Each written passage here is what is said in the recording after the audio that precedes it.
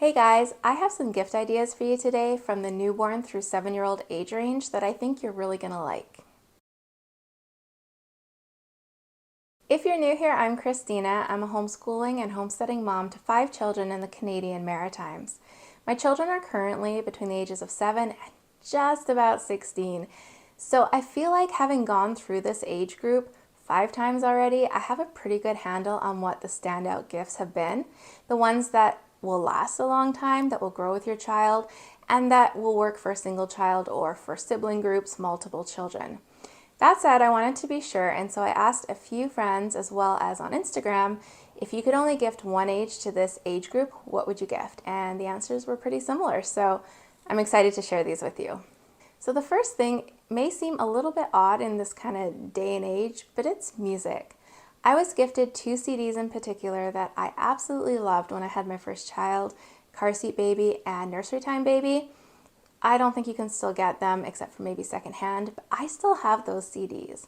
They were a really good mix of children's music, but not in an annoying way, and then classical music. And all of my children have loved it. We still listen to it sometimes today. It's just nice music, fun. I used to use it like we'd have playtime and then the music would change to the more classical music and we'd be like, okay, time to get ready for bed now. So it worked to help with transition. I know you can still get some CDs if people have CD players, or some do sell MP3s. Maestro Classics is one that's very popular in the homeschool world. You can get the MP3s for that. It's classical music as well as stories, so it's really engaging for children. And the music, they will love it for years and listen to it over and over again. The next category is books, which is pretty common for kids in this age group, but I wanted to share a few that were particularly such wonderful books that I still smile thinking about reading today. And the first ones are any that are illustrated by Carolyn Jane Church. So How Do I Love You? I Love You Through and Through, and 10 Tiny Toes are some of the ones that she has done. They're really wonderful books. They're fun to read. They have great messages and really simple illustrations. These are some of the books that we've had like multiple copies of because they have been read so many times that they literally fell apart. So really, really love those books from her. Next is Roadwork by Sally Sutton. And I just discovered this is actually a series now, which is exciting. It's a book that has sounds in it and like repetitions, and it's just a really fun book that's something a little bit different that my kids and I really enjoyed. Then there's the classic, Mr. Brown Can Moo, Can You? by Dr. Seuss. Again, just a really fun book to read to my kids. There's the classic, The Very Hungry Caterpillar by Eric Carle. It's another one we went through multiple copies of because my kids loved reading it so much. And then Love You Forever by Robert Munsch.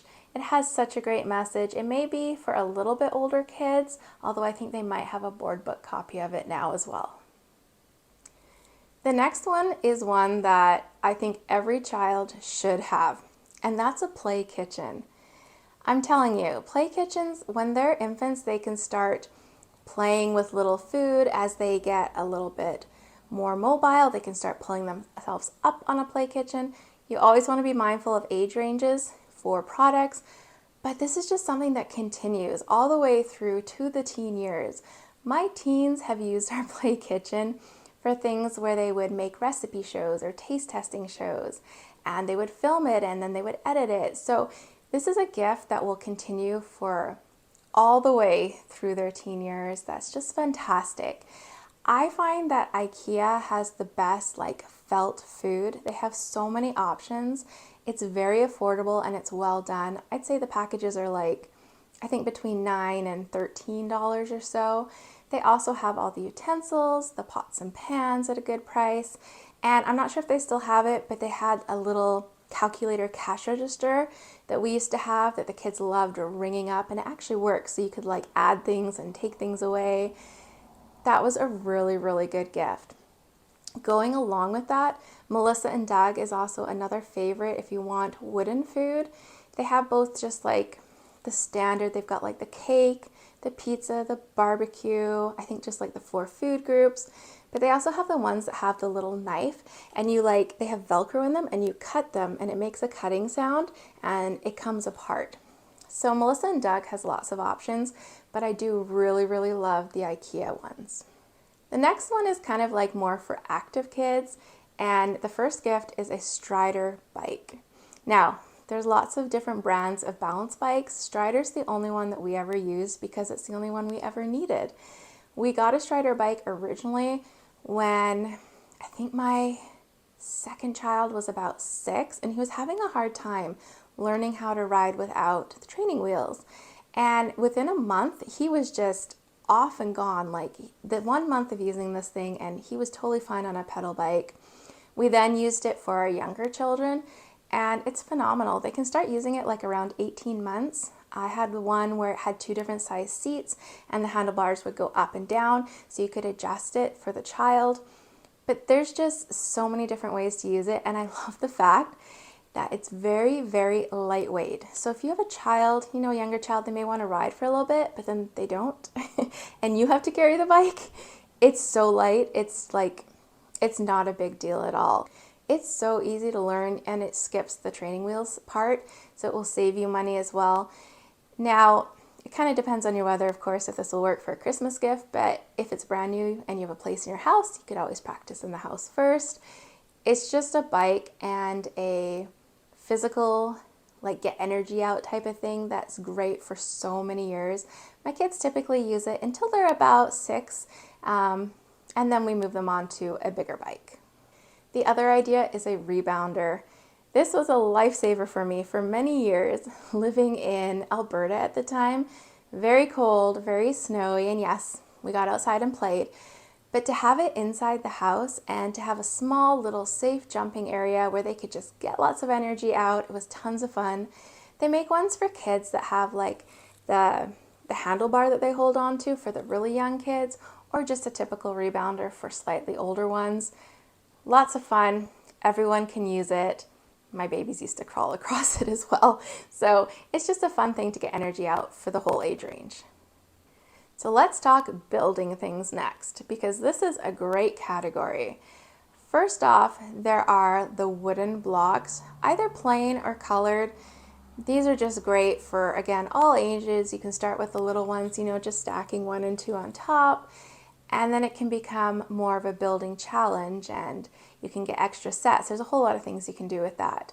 The other ones that we have absolutely loved are the magnetic tiles. Now we have the brand Timons, I believe is how you say it. I just got them from Amazon. We've gotten a couple different sets, and they work great. I was a little worried about whether the magnets would come out.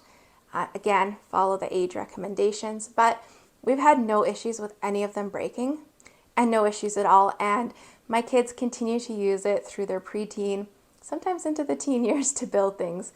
So magnetic tiles is one. It's easy to clean if you stack them kind of by the shapes, like all together. It takes a really small amount of space, which is also good for storage. And of course, what would there be in a building category if there wasn't Lego? Now, there's the Duplo for younger children. We had some that we were kind of gifted. My kids weren't super into it until really they moved into the actual Lego stuff, which I believe the recommendations are somewhere around the age of 5. We always start our kids off with like a basic set. They've got those little suitcase ones you can start with, so they have a few things to build on and to put together and a place to store it. But then there's also so many sets out there. The city one is one of the earlier sets for kids. I think that they have just so many things they can build. They've got the police cars, the garbage truck, they've got the zoo. I mean, just everything and anything, right? And Lego's going to continually grow with your children. I have, again, teenagers who still love Lego, and they've just added on as they've got new sets. It never goes to waste.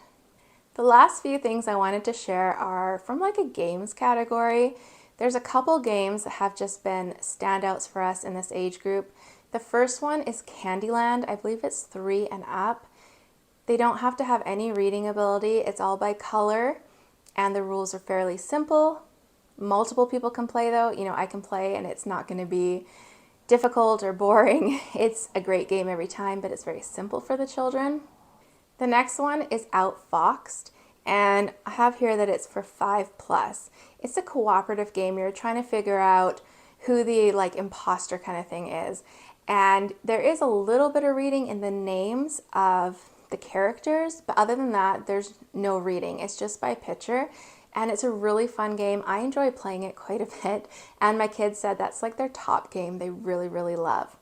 The other one is, it's recommended for, I believe, 6 and up, so it's at the top of the age range, but younger kids can play too, and that's Connect. 4 simple game. You're just trying to get 4 pieces in a row, and the games are short. You don't need a long attention span. You can take it. We used to play it like outside in the summertime on the patio.